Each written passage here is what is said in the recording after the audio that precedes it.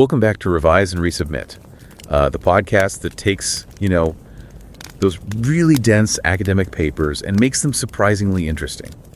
I'm Pavlov. And I'm Nikita. Imagine a farmer, Thomas Snellman, standing in rural France, just watching a simple, almost unassuming exchange of food. But in that moment, his mind is racing, flashing back to his home in Finland. He's thinking about how farmers there are quitting every single week, unable to make a living. And at the same time, consumers desperately want local, organic food, but they just can't find it. And then as he watches this interaction in France, it just clicks for him, a revolutionary yet incredibly simple idea. An idea for connecting producers and consumers directly.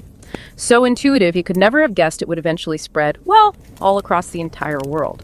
What you're about to hear is a conversation built upon a summary, thoughtfully created using a large language model, of a truly insightful academic article. It's titled Big Things from Small Beginnings, Creating and Scaling Community-Based Opportunities for Sustainable Small and Local Businesses. And this original, rigorously peer-reviewed paper was published in the prestigious Journal of Business Venturing, which is an FT50 listed journal, meaning it's recognized as one of the top 50 business journals globally. That's right.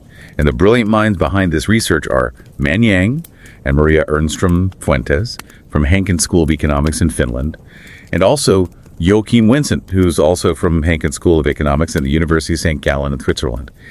Their work, and really any thoughtful reading like this, it so profoundly affirms that wisdom, empathy, human understanding, these aren't things you optimize like a machine, they're truly lived experiences. Exactly. So if you're just about to embark on your own research journey, maybe feeling a little daunted by the whole academic landscape, or if you're simply curious about how seemingly small, community-led initiatives can evolve into something with massive global impact, this discussion is absolutely for you.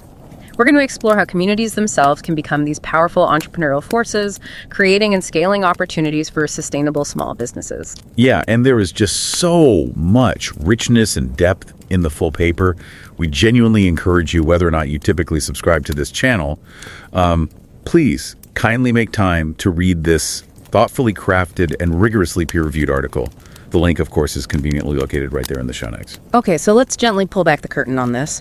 What was the core problem that REKO was trying to solve? How did this whole story truly begin? Well, before REKO came along, the situation for small farms in Finland was pretty dire. There was a rapid decline in their numbers, largely influenced by EU policies that really favored large-scale agriculture.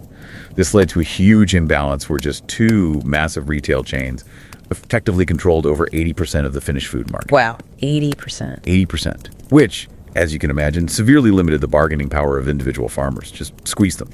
And on the other side, you had consumers who were increasingly frustrated. They wanted local, organic food, but it was incredibly difficult to find. Plus, these long, complex supply chains created a sense of vulnerability. Remember the 2013 horse meat scandal? Oh yeah, that really shook things up. It did. It highlighted how opaque and, frankly, fragile those systems could be. So direct purchasing options from farmers were almost non-existent. These factors, what the paper calls external enablers, essentially created a perfect, a ripe environment for a new solution like REKO.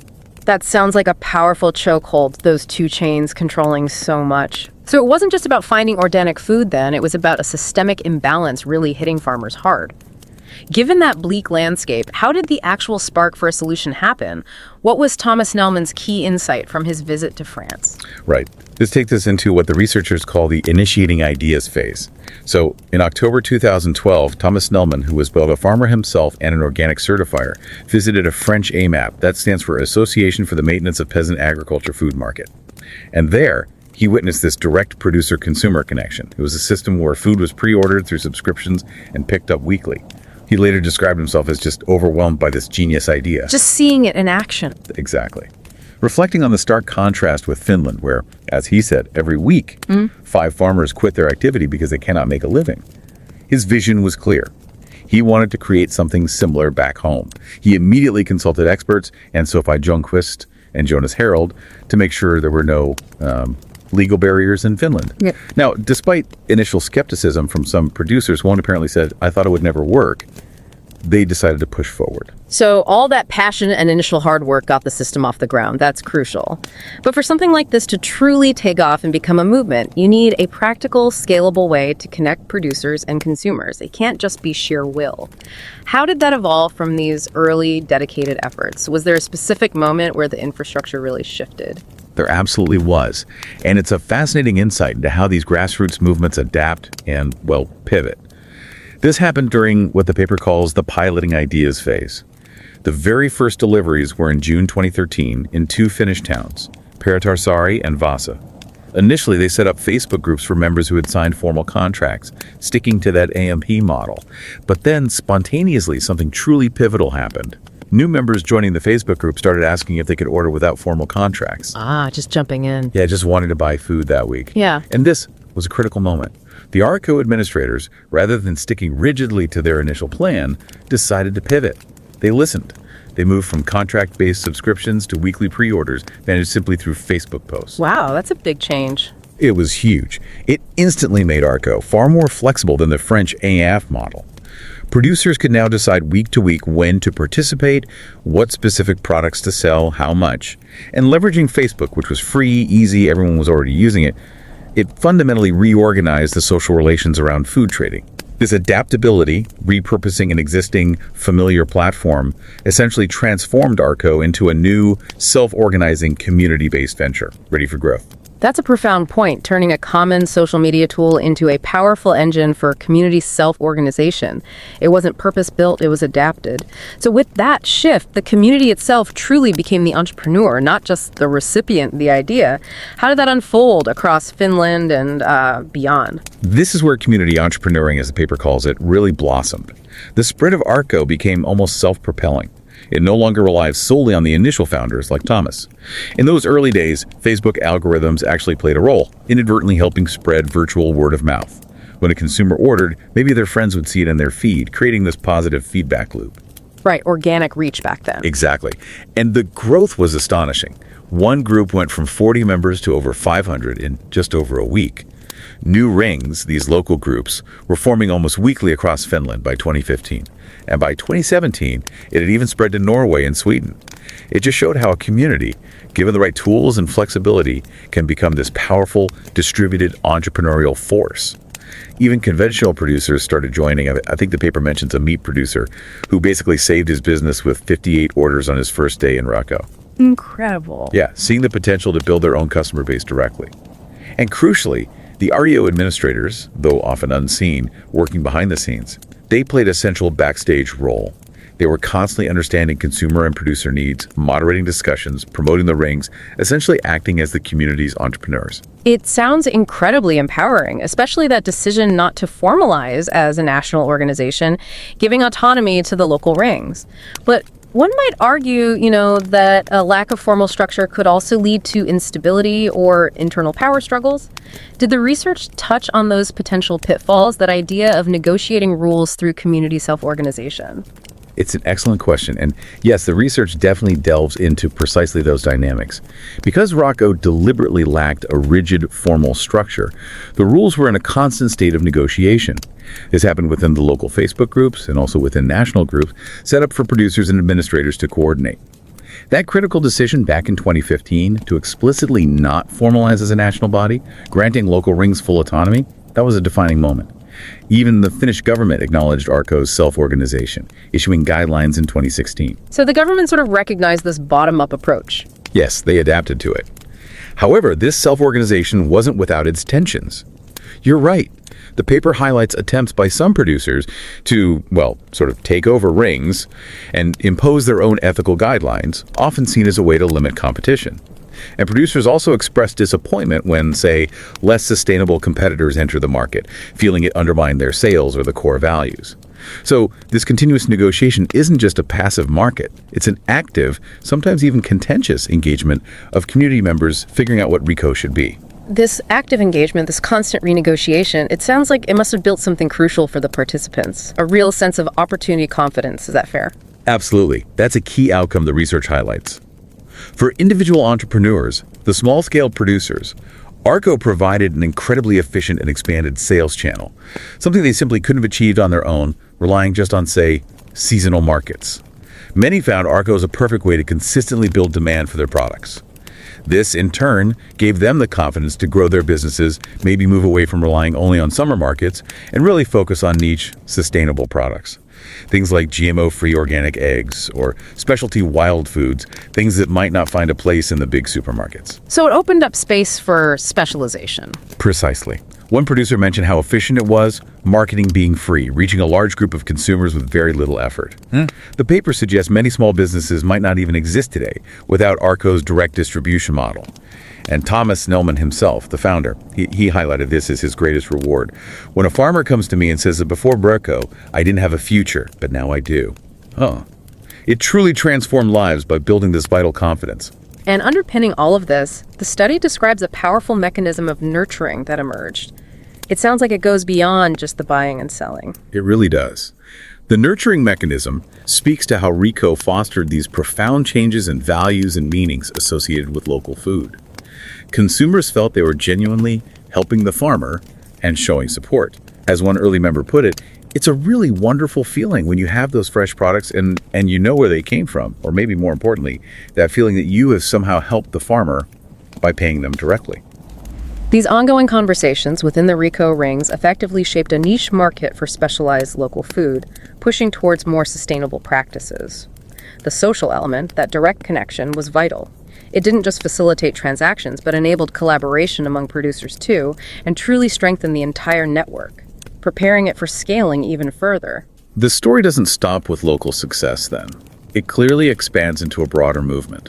So how did collective learning support this growing sense of community solidarity? Collective learning became really fundamental.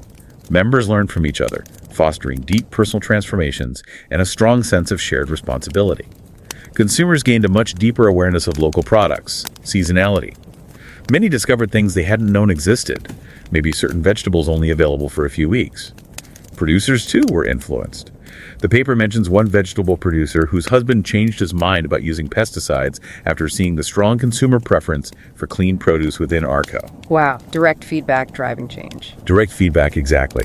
And crucially, producers also began collaborating more, finding partners for their businesses, like a sausage producer starting to use meat sourced from another REKO farmer.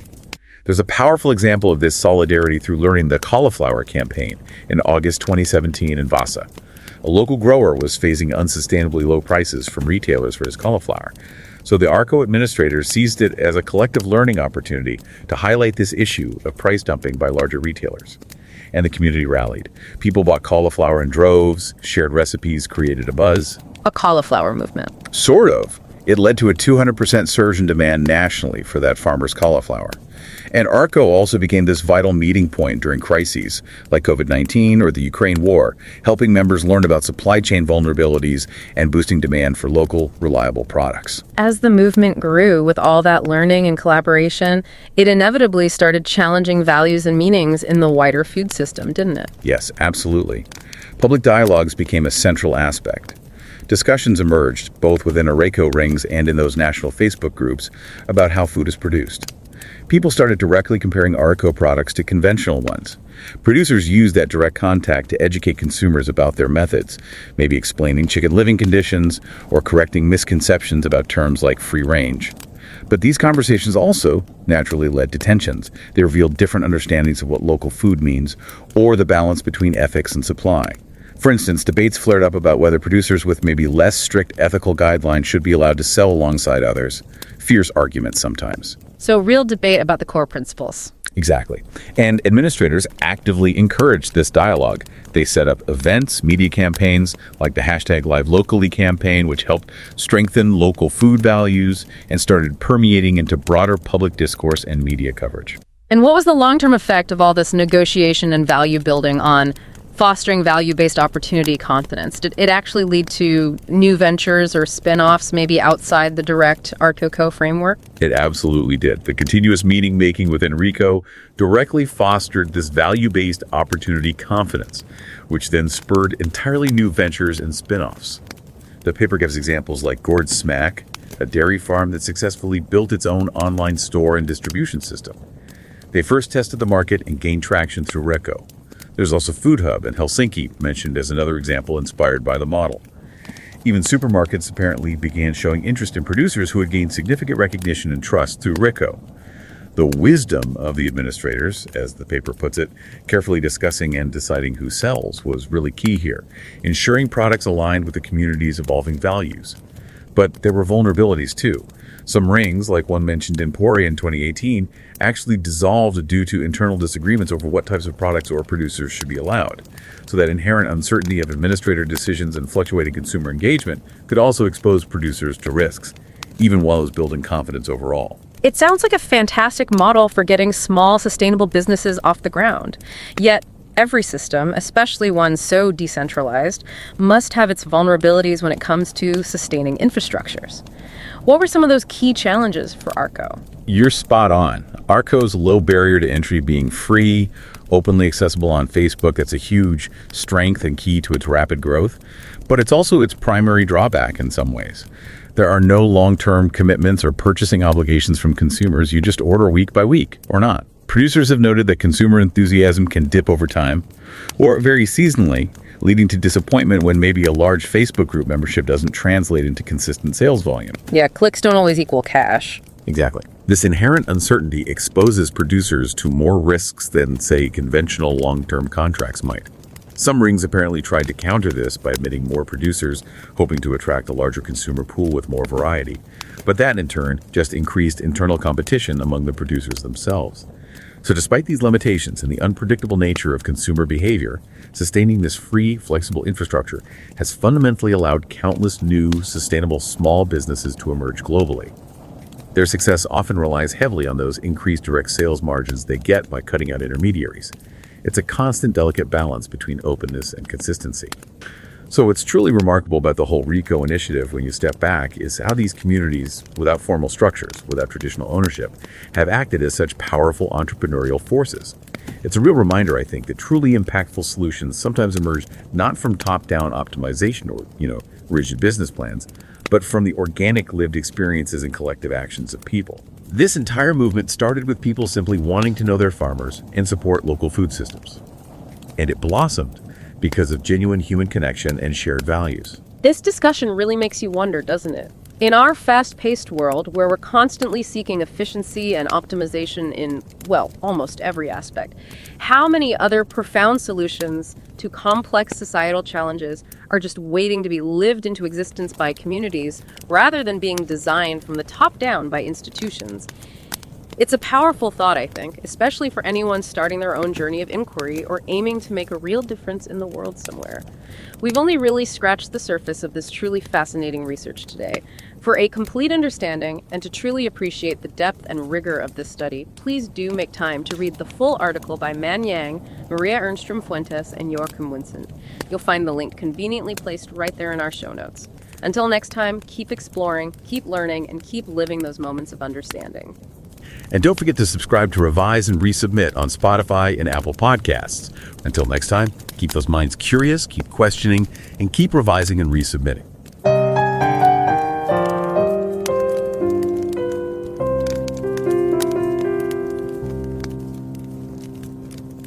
Revise and রিসাবমিটে স্বাগতম। আমি Pavlov. আর আমি নিকিতা। একবার ভাবুন তো 2012 সাল। ফিনল্যান্ডের একজন সাধারণ কৃষক টমাস স্নেলম্যান, উনি ফ্রান্সে ঘুরতে গিয়েছেন আর সেখানে দেখলেন একটা অন্যরকম বাজার, AMAP নাম, যেখানে ক্রেতা আর বিক্রেতা কৃষকরা একদম সরাসরি যুক্ত। দেখে তো উনি ভীষণ অবাক আর অনুপ্রাণিত, ভাবলেন ফিনল্যান্ডে ফিরে গিয়ে ঠিক এরকম কিছু একটা করতেই হবে। কারণটা খুব সোজা সাপটা। তখন ফিনল্যান্ডের ছোট কৃষকরা খামারিরা বেশ হিমশিম খাচ্ছেন টিকে থাকতে। বড় সুপারমার্কেটগুলোর সাথে পাল্লা দেওয়া কঠিন। আর অন্যদিকে সাধারণ মানুষজনও স্থানীয় ভালো অর্গানিক খাবার ঠিক খুঁজে পাচ্ছেন না। ঠিক। আর এই যে অসাধারণ একটা ভাবনা, RECO রিয়েল কনজাম্পশন বা ন্যায্য ভোগ, সেটাই আমাদের আজকের আলোচনার কেন্দ্রে। বলে রাখা ভালো, আমাদের এই আলোচনাটা একটা বৃহৎ ভাষা মডেল বা LLM দিয়ে তৈরি করা সারাংশের ওপর ভিত্তি করে হচ্ছে। তবে মূল গবেষণা প্রবন্ধটা কিন্তু প্রকাশিত হয়েছে খুবই সম্মানজনক একটা জার্নালে, জার্নাল অফ বিজনেস ভেঞ্চারিং। এটা একটা FT50 তালিকাভুক্ত জার্নাল। প্রবন্ধটার শিরোনাম ছিল ছোট শুরু থেকে বড় কিছু। টেকসই, ক্ষুদ্র ও স্থানীয় ব্যবসার জন্য কমিউনিটি ভিত্তিক সুযোগ তৈরি এবং সম্প্রসারণ। বেশ বড় শিরোনাম। আর এর লেখকরাও বেশ পরিচিত। হ্যাঙ্কেন স্কুল অফ ইকোনমিক্স, ফিনল্যান্ডের ম্যানয়াং আর মারিয়া এর্নস্ট্রোম-ফুয়েন্টেস। আর আছেন জোয়াকিম উইনসেন্ট, উনিও হ্যাঙ্কেন স্কুল অফ ইকোনমিক্স আর সুইজারল্যান্ডের ইউনিভার্সিটি অফ সেন্ট গ্যালেনের সাথে যুক্ত। সত্যি বলতে কি, এই ধরনের গবেষণা যখন কেউ একটু মন দিয়ে পড়ে, তখন একটা জিনিস খুব পরিষ্কার হয়ে যায়। এই যে প্রজ্ঞা, সহানুভূতি বা মানুষের মধ্যে বোঝাপড়া, এগুলো আসলে অপটিমাইজ করার মতো জিনিস নয়, এগুলো যাপন করতে হয়, মানে অভিজ্ঞতার মধ্যে দিয়ে আসে। একদম ঠিক বলেছেন। আর সেই জন্যই আমরা অনুরোধ করব, যারা শুনছেন, এই চ্যানেল সাবস্ক্রাইব করুন বা নাই করুন, সেটা আপনাদের ব্যক্তিগত সিদ্ধান্ত। কিন্তু অনুরোধ রইল, এই যে গভীর চিন্তাভাবনা করে লেখা আর খুব যত্ন করে পিয়ার রিভিউ করা প্রবন্ধটা, সেটার জন্য একটু সময় বের করতে। লিঙ্কটা শো নোটসে দেওয়া আছে।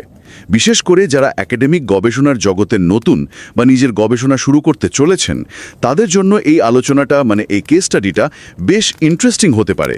কিভাবে একজন ব্যক্তি নয়, একটা পুরো কমিউনিটি মিলে পরিবর্তন আনে সেটা দেখায়। আচ্ছা, তাহলে একটু সহজ করে বলবেন কি এই REKO জিনিসটা আসলে কি? মানে এটা ফিনল্যান্ডে 2013-এ শুরু হয়ে কিভাবে কাজ করে? দেখুন, রেকো হচ্ছে আসলে একটা সেতুর মতো। এটা স্থানীয় যারা খাবার তৈরি করেন, মানে কৃষক বা উৎপাদক, আর যারা কেনেন, মানে ভোক্তা, তাদের মধ্যে একটা সরাসরি যোগাযোগ তৈরি করে দেয়। মাঝখানে কোনো মধ্যস্বত্বভোগী থাকে না।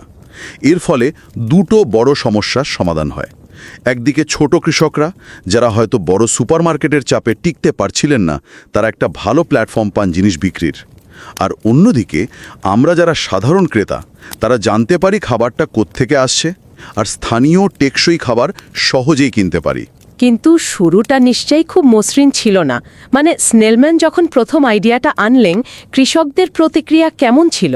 না, মোটেই সহজ ছিল না। আসলে উৎপাদকদের মধ্যে বেশ দ্বিধা ছিল প্রথমে। একটা কথা আছে না, হাতে দেখানোর মতো কিছু না থাকলে কাউকে রাজি করানো মুশকিল।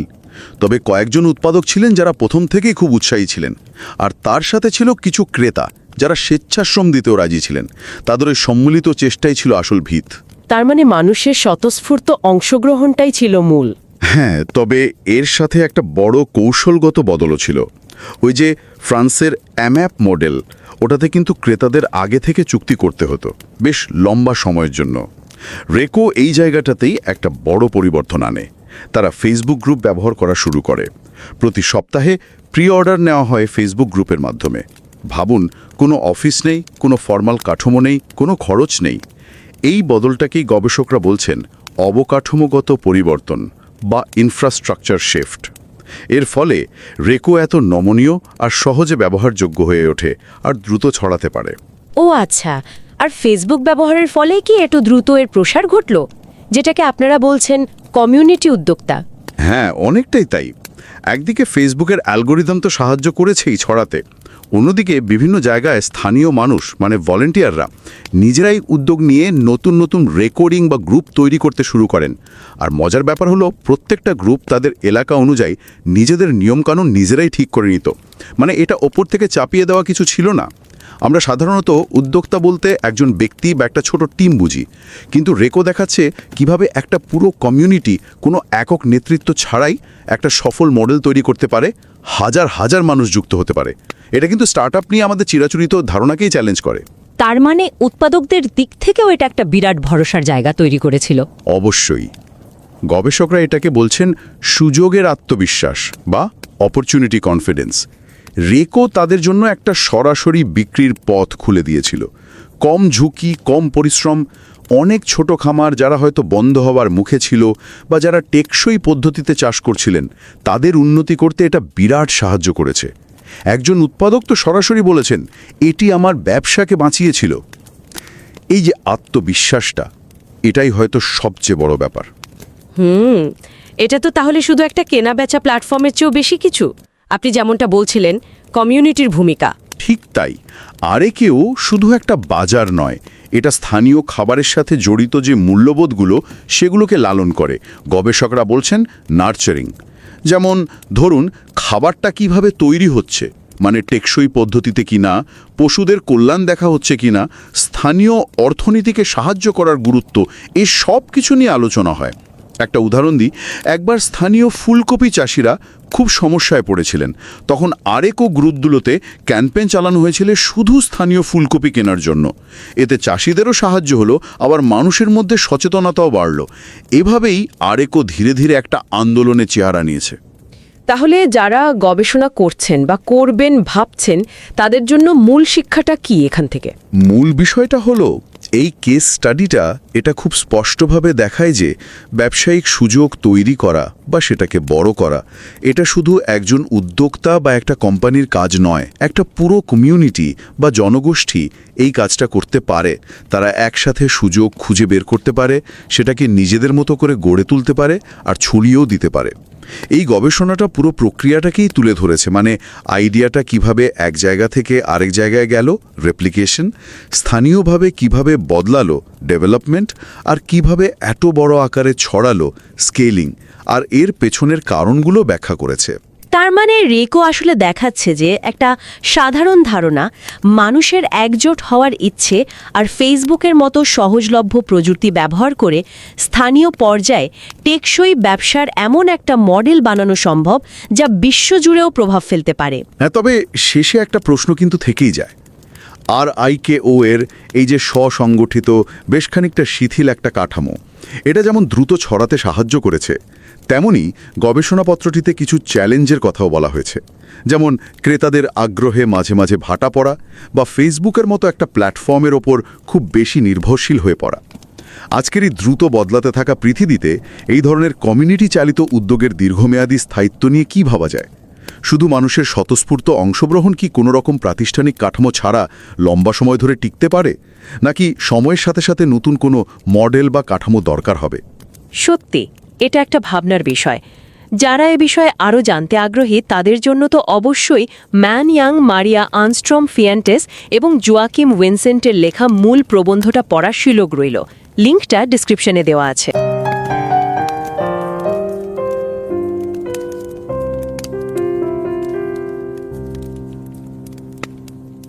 नमस्कार, रिवाइज एंड रीसबमिट में आपका स्वागत है। मैं हूं पावलोव और मैं हूं निकिता। कल्पना कीजिए, फिनलैंड का एक किसान है थॉमस स्नेलमैन, वो फ्रांस में है और वहाँ वो देख रहा है कि कैसे स्थानीय किसान अपना सामान सीधे ग्राहकों को बेच रहे हैं एक खास सिस्टम के जरिए। अच्छा। उसी समय फिनलैंड में ना छोटे किसान काफी संघर्ष कर रहे थे। सुपरमार्केट चेन्स हावी थीं। हाँ, ये तो होता है। और लोगों को ताज़ा स्थानीय खाना मिलना भी मुश्किल हो रहा था। तो थॉमस के मन में एक विचार आया, क्या ऐसा ही कुछ फिनलैंड में हो सकता है? और देखिए, इसी विचार से REKO बना, मतलब रेजाइल कंजम्पशन, यानी उचित खपत। हाँ, ये एक बहुत ही जबरदस्त पहल है, जहां किसान जैसे फेसबुक जैसे मंचों पर सीधे ग्राहकों से जुड़ते हैं। फेसबुक पर? अच्छा। हाँ, पहले से ऑर्डर ले लेते हैं और फिर एक तय जगह पर बिना किसी बिचौलिए के सामान दे देते हैं सीधे। वाह। तो आज हम इसी अनोखी REKO पहल पर आधारित एक रिसर्च पेपर के जो मुख्य निष्कर्ष हैं उन पर बात कर रहे हैं। बिल्कुल।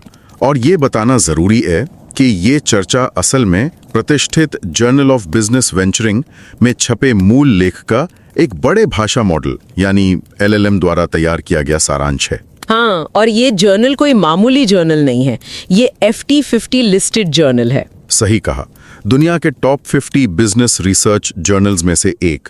ये इस अध्ययन की गुणवत्ता को दिखाता है। बिल्कुल।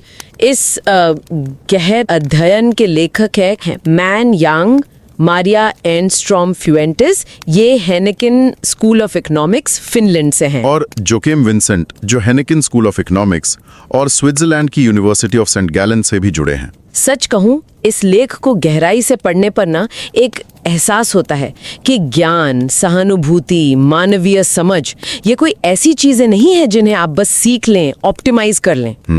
सही बात है। ये वो चीजें हैं जिन्हें जिया जाता है और REKO की कहानी इसका एक जीता जागता सबूत है। बिल्कुल।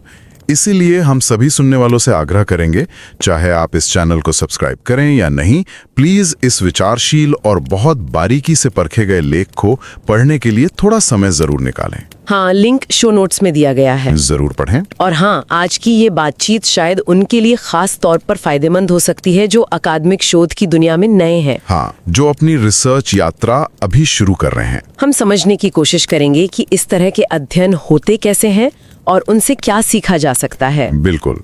देखिए, ये अध्ययन एक बुनियादी सवाल का जवाब ढूंढता है। समुदाय कैसे छोटे, स्थानीय और टिकाऊ व्यवसायों के लिए मौके बना सकते हैं और उन्हें आगे कैसे बढ़ा सकते हैं। और दिलचस्प बात यह है कि ये जो हमारी पारंपरिक सोच है ना उद्यमिता को लेकर, उसको चुनौती देता है। अच्छा, तो ये REKO की कहानी सामने कैसे आई? मतलब रिसर्चर्स ने इसे समझा कैसे, इतना सब कुछ? हाँ, उन्होंने इसके लिए 11 साल तक REKO का अध्ययन किया। 11 साल? हाँ। इसमें इंटरव्यू लिए गए, वो खुद किसानों और ग्राहकों के साथ शामिल हुए। अच्छा, प्रतिभागी अवलोकन जिसे कहते हैं। बिल्कुल वही। और पुराने रिकॉर्ड्स जैसे फेसबुक ग्रुप्स की चर्चाएं वगैरह, उनका विश्लेषण किया।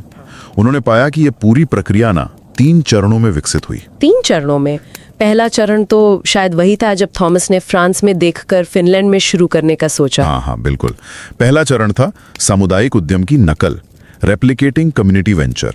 मतलब आइडिया लाना, कुछ शुरुआती वॉलंटियर्स को जोड़ना, छोटे लेवल पे ट्राई करना।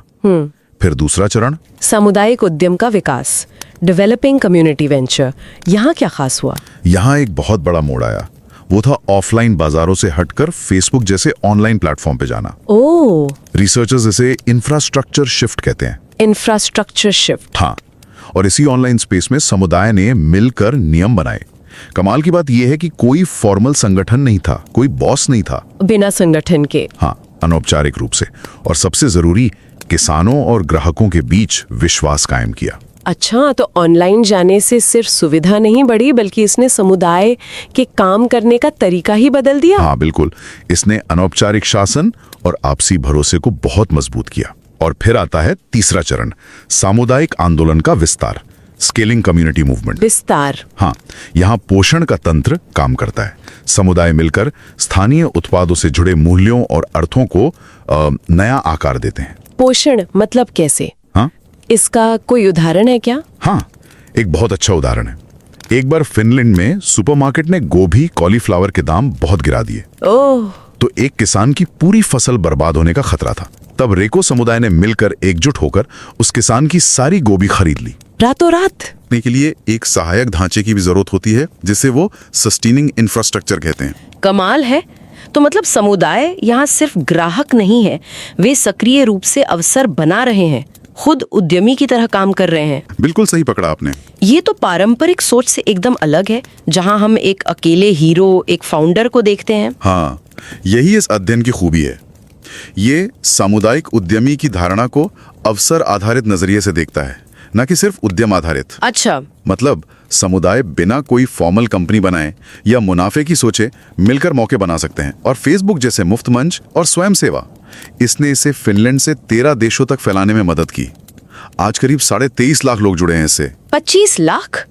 तो जो लोग अपनी रिसर्च शुरू कर रहे हैं, उनके लिए यहाँ सीखने वाली बात यह है कि कैसे एक असल दुनिया की पहल का इतने लंबे समय तक, 11 साल, हाँ, लंबा समय है, उसका अध्ययन करके अलग अलग तरह की डेटा, इंटरव्यू, अवलोकन, आर्काइव का इस्तेमाल करके एक प्रोसेस मॉडल बनाया जा सकता है।